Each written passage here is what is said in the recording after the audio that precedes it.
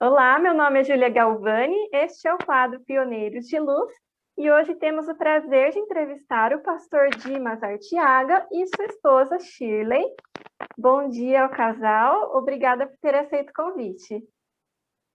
Bom dia, Júlia. Nós também estamos muito felizes em poder participar desse momento. Bom dia, Júlia.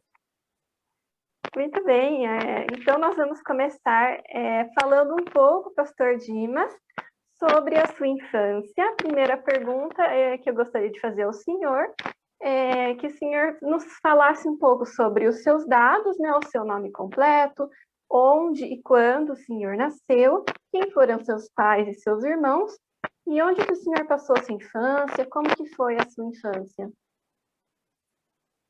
Eu nasci no interior de Goiás, no dia 4 de maio de 1952. Eu nasci, na verdade, eu nasci bem não foi numa fazenda que eu nasci. Meus pais moravam na fazenda e lá eu nasci. E cresci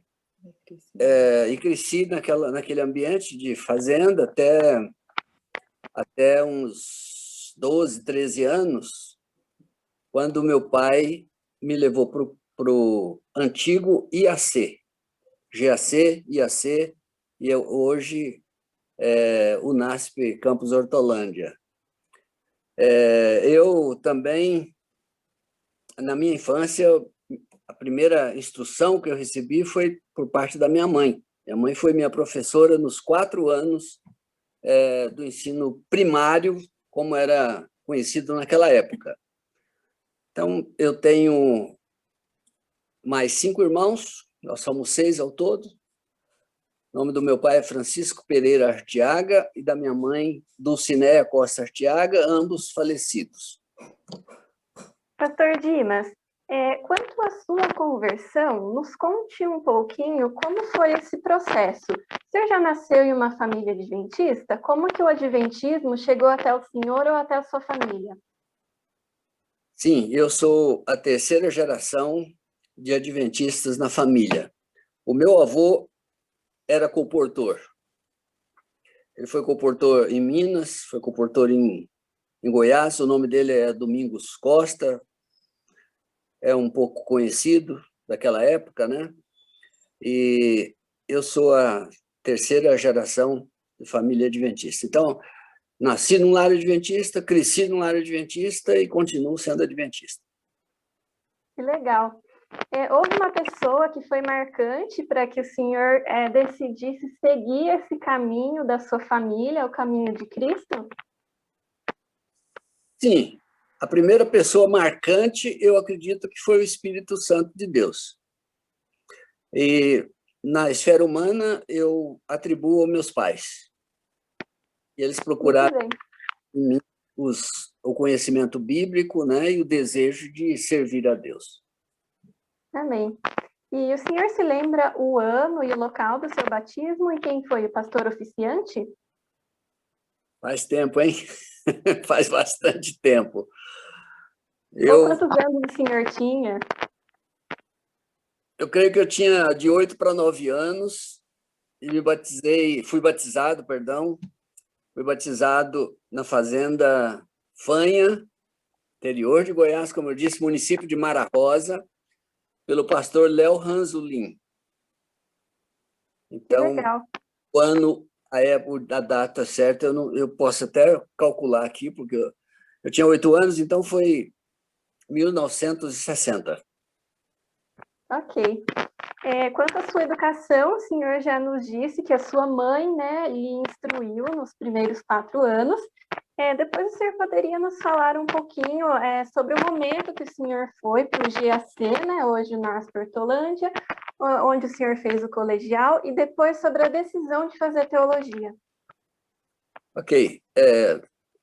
Eu ainda estava morando em casa, a escola era uma escola rural, onde a minha mãe era professora. Ela ensinava para as 4 séries do ensino fundamental, da fase 1 do ensino fundamental.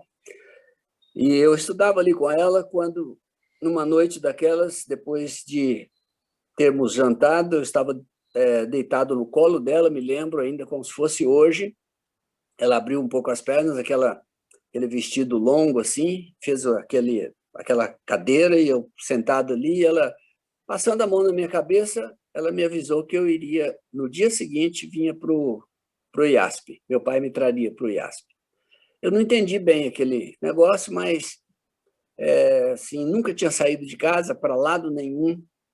E aí, mas no dia seguinte, montamos o cavalo e viemos para a primeira cidadezinha, pegar o ônibus para vir para Goiânia, para de Goiânia pegar o outro ônibus que nos traria a Campinas. Meu pai já havia estudado no NASP Camping Hortolândia em 1958.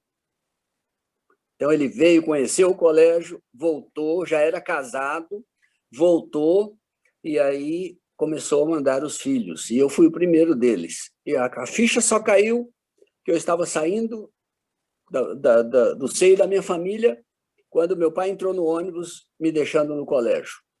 Foi um dia, assim, não muito agradável para mim. Chorei como criança, e era uma criança. Eu tinha uns 13 anos, eu acho que eu era criança, criado na roça, então era criança. Quando meu pai foi embora, chorei, entrei naquele pomar de laranja ali, no IASP, que era grande, e passado o choro, fui para o dormitório, fui para o meu quarto. Eu sei que a semana seguinte foi uma semana triste, mas, a despeito de ter sido uma semana difícil, o resultado na minha vida foi muito bom. Que bom, amém. Foi uma decisão sábia, né, pastor? E na sequência das minhas instruções, aconteceu o seguinte: eu estudei 3 anos ali, eu tinha um tio que fazia teologia em São Paulo, no NASP São Paulo, a minha avó veio morar com ele, eu fui morar com a minha avó, estudei um pouquinho lá no NASP São Paulo, em 1969. Depois disso, voltei para a minha terra, fiz o 4º ano do ensino fundamental, a quarta série, naquela época, a 4ª série ginasial.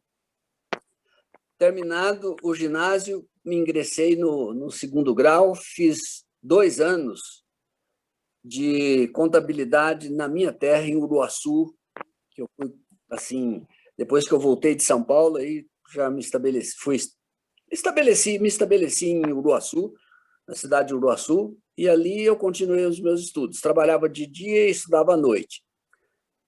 Antes de concluir o ensino médio, eu fui estudar no IPAI, no Rio de Janeiro. Lá eu concluí o 2º grau e fui para o ENA. Fiz o vestibular para o curso de teologia, fiz o 1º ano de teologia, voltei para São Paulo, no NASP, onde cursei os outros 3 anos, me formei e recebi um convite do pastor Rodolfo Gorski, já falecido, agora há pouco tempo, para trabalhar na Associação Brasil Central como pastor, onde eu comecei meu ministério ali no distrito do setor Pedro Ludovico. É uma história meio comprida aí, mas resumindo é isso. Ok, daqui a pouquinho nós vamos voltar ao assunto da trajetória do ministério do senhor, mas antes eu queria perguntar para o senhor o que o motivou a querer se tornar um pastor? Então, quando eu voltei para o colégio, e hoje eu entendo que foi Deus que direcionou minha vida, quando eu voltei para o colégio, voltei para o IPAI, no Rio de Janeiro, lá em Petrópolis, naquele ano, eu tinha combinado com o meu irmão que a gente estudava juntos, na mesma escola lá em Uruaçu. O meu irmão hoje é médico e ele é 1 ano mais novo do que eu. Nós combinamos de que nós faríamos medicina. Mas como surgiu a oportunidade de ir para o colégio interno, eu fui novamente. E ali, fui no começo do 2º semestre de 1973. E naquele semestre ali, nos últimos 6 meses do ano, eu peguei o livro Grande Conflito e a Bíblia e comecei a ler intensamente. Eu li todo o Grande Conflito e li a Bíblia em 6 meses. Ao final dos 6 meses, quando me formei em contabilidade lá no IPAI, eu senti no meu coração o desejo de servir a Deus de forma diferente. Não que com a medicina não serviria, mas eu senti alguma coisa me chamando para ser um pastor. Ninguém falou comigo. Foi uma coisa que Deus colocou no meu coração. Aí eu escrevi uma carta, naquela época a gente se comunicava mais com carta ou telegrama, escrevi uma carta para o meu irmão, dizendo para ele da minha desistência de fazer o curso de medicina e me ingressar em teologia. Até ele me puxou a orelha, mas eu falei, mano, segue bem a tua jornada, busca o teu ideal, porque eu quero ser um pastor. E fui para o ENA, né, o antigo ENA, fazer teologia. Lá eu estudei 1 ano, como eu disse, e depois vim para o UNASP terminar. Então, desde o princípio, nós já vemos a atuação de Deus direcionando a vida do senhor, né? E agora eu gostaria de introduzir o assunto da família que o senhor formou, né, ao lado da Shirley. Então, eu gostaria de perguntar a Shirley, como que o casal se conheceu, né? Onde foi que vocês se conheceram? Quando vocês se casaram e um pouco da família que vocês formaram, se vocês tiveram filhos. Me permite fazer, Júlia, só um adendozinho nessa questão da minha história até me tornar pastor. Pode Depois, sim. aliás, até me tornar pastor. Depois que eu me tornei pastor, fiz o curso de teologia, passei pela formatura, recebi o convite, fui para Goiás trabalhar.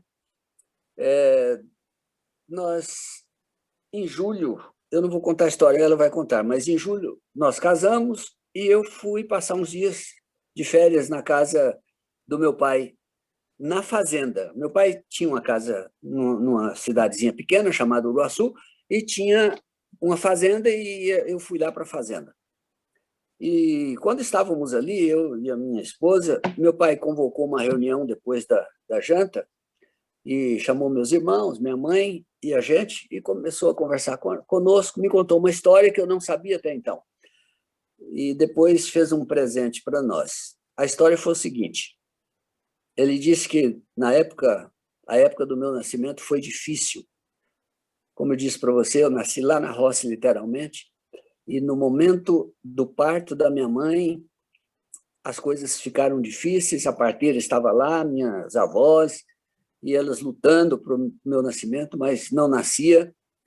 Aí, de repente, sai a parteira do quarto, procura o meu pai e diz assim, olha, não vai escapar ninguém, nem ele e nem a mãe. E meu pai, então, disse que saiu até o quintal, era noite, foi lá no meio lá dos bananeiras para lá, se ajoelhou lá, orou e pediu a Deus que colocasse a sua mão e salvasse a vida da esposa e do filho. Quando ele voltou da oração, eu tinha nascido. E ele não me contou essa história, isso aí não influenciou na minha decisão de ser pastor. Mas ele falou que se Deus salvasse a minha vida e a vida, ou a vida da minha mãe e a minha vida, eu iria servi-lo. Ele iria me colocar nos caminhos de Deus para servi-lo. E eu só soube disso depois da minha formatura de teologia e depois de 6 meses de trabalho e depois de casado. Nossa, então realmente foi a mão de Deus, né, pastor? Isso, direcionando tudo. Foi a mão de Deus que conduziu a minha vida, não só até aquele momento, mas até o dia de hoje. Amém, com certeza. Muito bem, agora eu gostaria de passar a palavra para a Shirley, né, nos contar um pouquinho sobre esse momento que vocês se conheceram. Bom, na verdade, nós nos conhecemos assim, eu não sei se isso a gente pode dizer de conhecer. Quando ele foi estudar lá no ENA, fazer o primeiro ano de teologia, eu também sou adventista de berço, meu pai era obreiro, meu pai era o secretário do colégio, minha mãe, eles lecionavam lá, minha mãe professora de português, meu pai professor de história e algumas matérias do curso de teologia, e, na verdade, eu via ele lá, mas, assim, a gente nunca se falou, nunca tivemos contato direto. Aí, Isso no Campineiro, que hoje é Hortolândia? não, isso no ENA. Ah, ok. Ele foi fazer teologia lá no ENA, no Certo. primeiro ano de teologia dele. E aí eu estava fazendo o segundo grau. Quando eu terminei o segundo grau, eu vim para o NASP São Paulo para fazer faculdade de pedagogia. E aí eu não sei, ele também veio estudar teologia em São Paulo. E quando você chega num lugar onde você não conhece ninguém, quando alguém que você já viu se torna conhecido, né? E a gente, então, sentava junto no refeitório e tal, mas ele tinha uma outra namorada e tudo. Nunca me passou pela cabeça, inclusive, casar com um pastor. E eu não queria casar com um pastor. E eu dizia isso para todo mundo, inclusive para ele, que eu nunca ia casar com um pastor. Mas os planos de Deus são diferentes dos nossos, né? É verdade. Ele, durante o curso de teologia, ele precisou parar um ano, voltar para ajudar o pai, que o pai havia adoecido. Ele parou de um ano, e até então nunca tinha acontecido nada. E quando ele voltou para o colégio para terminar o curso, como eu entrei depois, eu ainda estava lá. E aí foi que aconteceu tudo, que a gente começou a namorar e tal, mas eu ainda continuava dizendo que não iria casar com o pastor, mas fazendo o contrário, falando uma coisa e o contrário. E no fim nós casamos, temos um casal de filhos, um casal de netos. A minha filha tem os 2 filhos, meu filho ainda não tem filhos. E o esposo da minha filha também trabalha na obra, ele é diretor de escola. E assim a gente continua. Qual foi a data do casamento? 12 de julho de 1979. Ok. E qual é o nome dos filhos, para a gente registrar aqui? Meu filho chama Harrison Dutra Artiaga. E minha filha chama Evelyn Dutra Artiaga. Muito bem. Agora eu gostaria de perguntar para a senhora, ao longo da trajetória do ministério de vocês, ao lado do pastor Dimas, em quais funções ou áreas a senhora atuou na Igreja Adventista? Bom, de formação eu sou professora, né? Formada em pedagogia e também em música. Então, no início, eu atuava como voluntária na igreja, mas depois, conforme devido à função dele também, no decorrer do trabalho dele na obra, eu também fui coordenadora de AFAM, Ministério da Mulher, e também trabalhei na Casa Publicadora Brasileira. Que legal. Qual a função que a senhora exercia lá na CPD? No setor de vendas, assim, lá estão várias funções, então eu trabalhava na área comercial, no setor de vendas. Ok. Que Deus seja louvado pela família, né? Pelos filhos que vocês formaram. Agora eu gostaria de perguntar ao casal para que nos fizesse um breve resumo dos locais e os anos onde vocês trabalharam até a aposentadoria. Sim, como eu disse no início, eu iniciei o ministério em Goiânia, no dia 1º de fevereiro de 1979, no distrito do setor Pedro Ludovico, é um distrito lá em Goiânia. Ali nós permanecemos por 6... Aliás, eu trabalhei um ano, mas como casamos em julho, como casados, nós permanecemos ali por 6 meses, fomos transferidos para o interior de Goiás, distrito na cidade de Rio Verde, em Goiás, sudoeste goiano. Isso aconteceu em 1980. Quando foi em 1983, no final do ano, fomos transferidos para Brasília. Trabalhei no distrito do Gama, onde o então presidente da divisão sul-americana era um dos meus anciãos, pastor Wolff. Me ajudou muito ali. Tem que fazer essa homenagem a ele, porque ele me ajudou de fato ali. Do Gama nós recebemos um convite, voltamos para Goiânia, onde permanecemos até o início do ano 2001, quando então fomos transferidos para Tatuí. Lá trabalhamos durante 6 anos, fomos transferidos aqui para a PAC, em Campinas. Fui pastor do distrito do Jardim Eulina, em Campinas, e depois disso fui eleito secretário da associação, exerci a função por 3 anos, e aí voltei para o distrito, em Paulínia, trabalhei durante 6 meses no distrito e me aposentei como pastor distrital daquela cidade. Muito bem. O senhor poderia nos informar o ano inicial, né, o ano do primeiro chamado, e o ano da aposentadoria, e quantos anos foram no total? Sim, o ano inicial, aliás, eu comecei os trabalhos, me apresentei na associação diante do pastor Rodolfo Gorski, no dia 1º de fevereiro de 1979. E o ano do encerramento foi aqui na PAC, com o pastor Erlo Brown, já na época do pastor Erlo Brown, em 2015, 2016. 2016.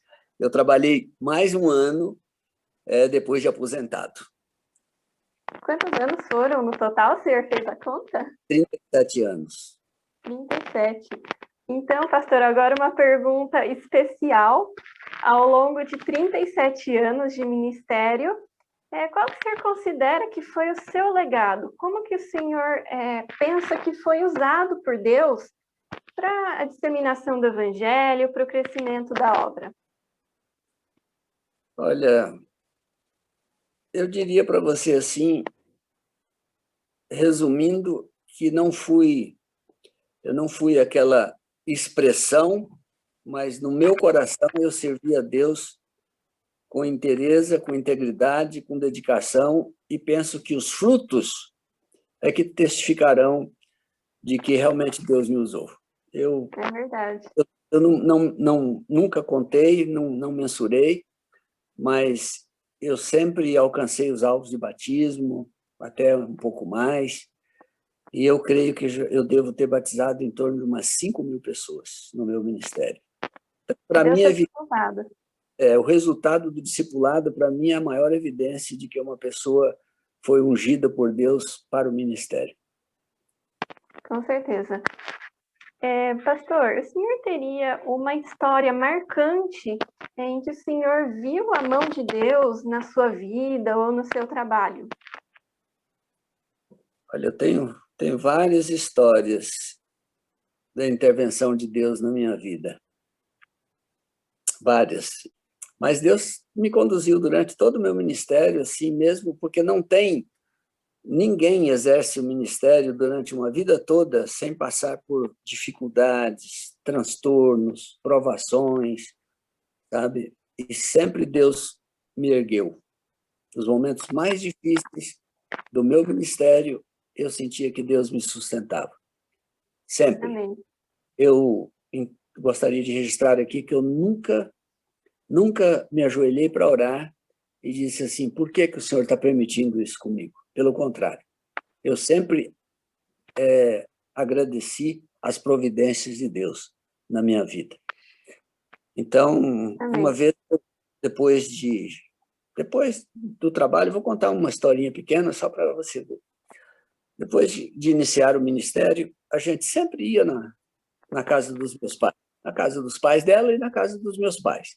Como meus pais, nas férias, estavam na fazenda, também, meu pai sempre na fazenda. Minha mãe, como professora, depois ela foi transferida para uma cidade lá chamada Uruaçu, em Goiás, e ela lecionava ali, inclusive lecionou na escola adventista.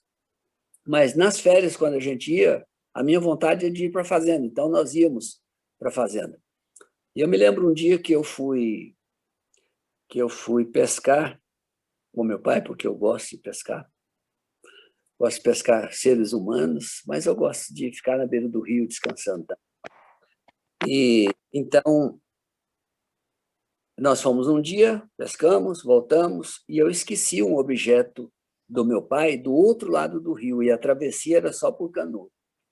Aí meu pai me perguntou sobre aquele objeto e eu me lembrei que tinha esquecido do outro lado do rio. Saí caladinho e fui buscar. Só que eu não tinha canoa. Mas eu era muito autoconfiante nas minhas possibilidades. Eu achava que eu era um nadador muito bom. E chegando ali, entrei no rio e comecei a nadar. Dava uns 300 a 400 metros de largura. E comecei a nadar sem nenhuma experiência. Ali eu cheguei à conclusão de que realmente eu não tinha nenhuma experiência em natação.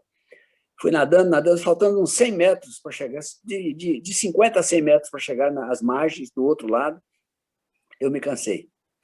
E fiquei tão cansado, tão extenuado, tão sem fôlego, que eu comecei a afundar. Os pés, eu não conseguia bater os pés, só fazia os movimentos com as mãos, o que permitia que eu continuasse sobre as águas, não afundasse.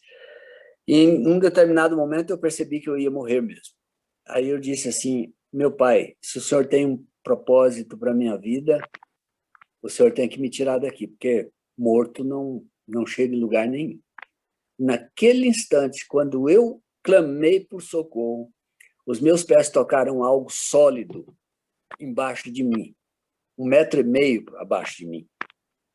E eu não, coisa que a gente não conseguia ver, não era perceptível aos olhos. Eu só toquei, criei um novo ânimo, refiz um pouco as forças, voltei, tentei achar aquela pedra, no meu conceito foi uma pedra, na minha avaliação, e aí passei o pé novamente, fiquei ali com a água dentro da boca, literalmente dentro da boca.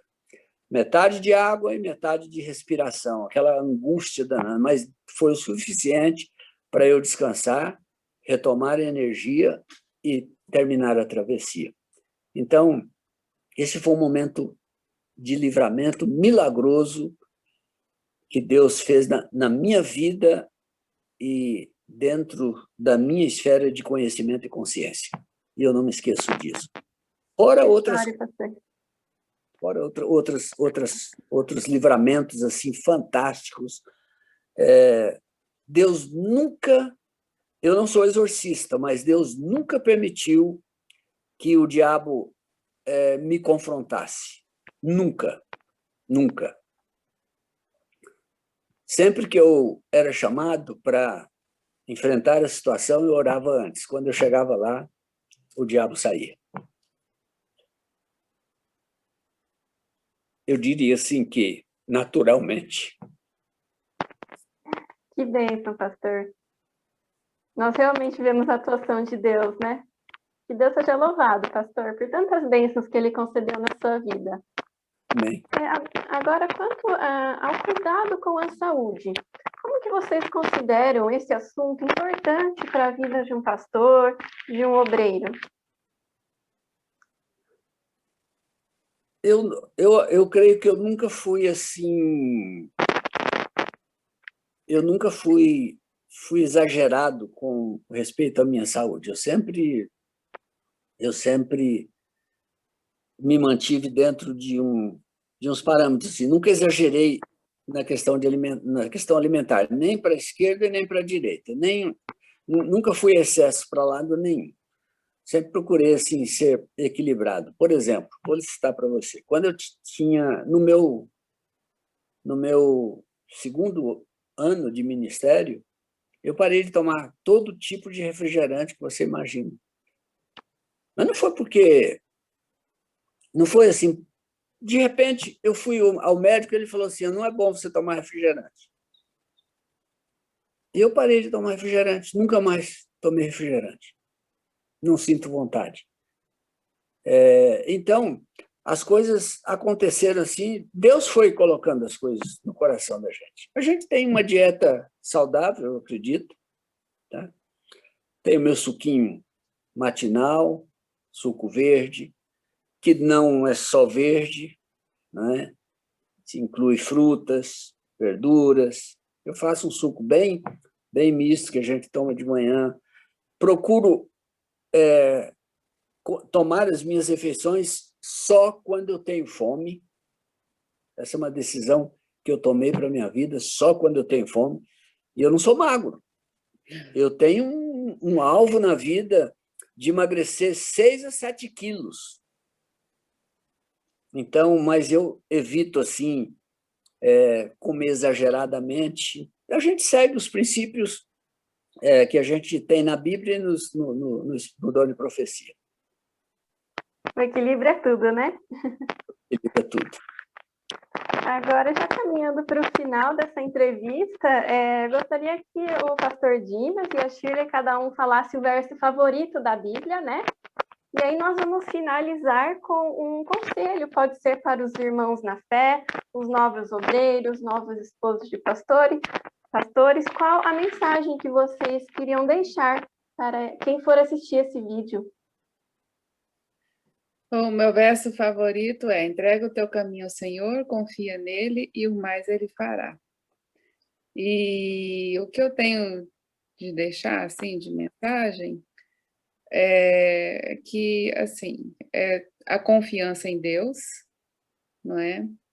E que a gente sempre deve estar do lado dele, não importa a tempestade ou o que aconteça, que no ministério elas são muitas e muitos desafios. A gente se sente incapaz, a gente acha que não vai conseguir, mas Deus dá força e de alguma forma a gente consegue vencer as barreiras, a gente consegue ultrapassar as tempestades. Eu, assim, olhando para trás, eu vejo que o ministério, quando nós começamos, quando nós exercemos, ele tinha muito mais dificuldades do que agora, tanto dificuldades em todos os sentidos, dificuldades financeiras, dificuldades de acesso às pessoas, tudo eu acho que era mais difícil. Hoje em dia, tudo está mais fácil, o mundo evoluiu e tem meios de comunicação mais fácil, tudo era mais fácil. Eu lembro que no início do ministério, eu longe da minha família, e ele viajava para visitar o distrito, ficava até 2 meses fora de casa, sem comunicação, a gente não tinha telefone, e para ele passar em visita ao distrito uma vez por ano. Então, hoje em dia, a gente percebe que isso não tem mais. As distâncias parece que encurtaram, os pastores têm um território menor para cuidar, então isso aí facilitou bastante. E fora isso, as dificuldades mesmo de visitar os irmãos, de orar com eles. Algumas vezes eu acompanhava, outras não, porque dependendo do lugar, não tinha condições de receber o pastor e a esposa. Então, assim, hoje em dia é mais fácil. Na minha visão, dificuldades eu sei que tem, tudo tem, mas Deus sempre vai cuidar de nós, e vai cuidar desses que estão começando também e que tem outros tipos de desafio que nós não tivemos, mas que Deus pode suprir e ajudar e estar ao lado de cada um e de cada uma também. Amém. O meu verso favorito está em Isaías 53, versículos 4 e 5. Mas ele foi ferido por nossas transgressões e moído por nossas iniquidades. O castigo que nos traz a paz estava sobre ele, pelas suas pisaduras fomos sarados.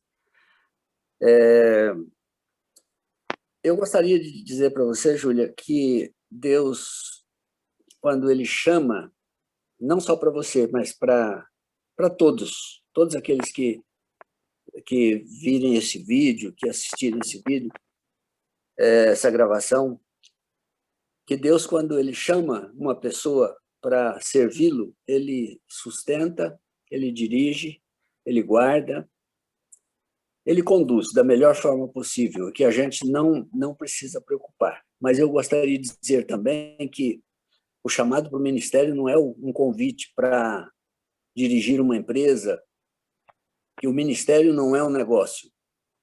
O ministério é diferente. E é todo aquele que for impressionado a servir a Deus como ungido do Senhor, como ministro do Evangelho, ele não pode confiar em si mesmo, ele tem que depender inteiramente de Deus. Como eu disse para você no início, eu fui chamado para trabalhar no distrito do setor Pedro do Vico, em Goiânia. Com 1 ano, o meu presidente me transferiu para o interior de Goiás. A igreja fez abaixo-assinado e queria ir atrás do presidente. Eu disse, não, quem conduz a minha vida é Deus. Tá? Eu fui muito bem recebido e amparado por vocês.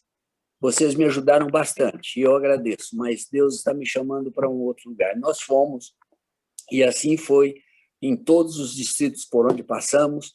Depois, Deus me deu a oportunidade de servir como departamental de mordomia e ADRA da associação. Na sequência, eu fui eleito presidente da Associação Brasil Central e terminei o meu ministério de volta no distrito. Aqui na APAC, eu fui secretário durante 3 anos e voltei para o distrito. Pedi ao presidente, me dá a oportunidade de terminar o meu ministério no distrito. E foi Deus, eu acho que foi Deus que me impressionou para fazer isso, porque foi a melhor coisa que já aconteceu. Quando alguém pergunta para mim sobre o ministério, sobre o trabalho como departamental ou outras áreas, ou administração, eu digo, o melhor lugar para um pastor estar e servir a Deus é no distrito. O contato com a igreja local, com as pessoas, nos faz crescer, nos inspira, nos faz aproximar de Deus e santifica a nossa vida. Deus santifica a nossa vida através desse relacionamento que a gente tem com os nossos irmãos, com as pessoas. Ali nós nos sentimos mais úteis. Ali nós podemos servir com mais dedicação, dia e noite. Nunca deixei de atender um pedido. Não importa ou sem se importar com o horário da ligação, do chamado. Uma vez eu recebi uma ligação à noite e do outro lado estava uma pessoa possessa e o inimigo falou comigo. Mas eu levantei, orei a Deus e fui atender. Então, Deus nunca me desamparou. E aquele que quer servi-lo tem que confiar nele, porque ele não desampara.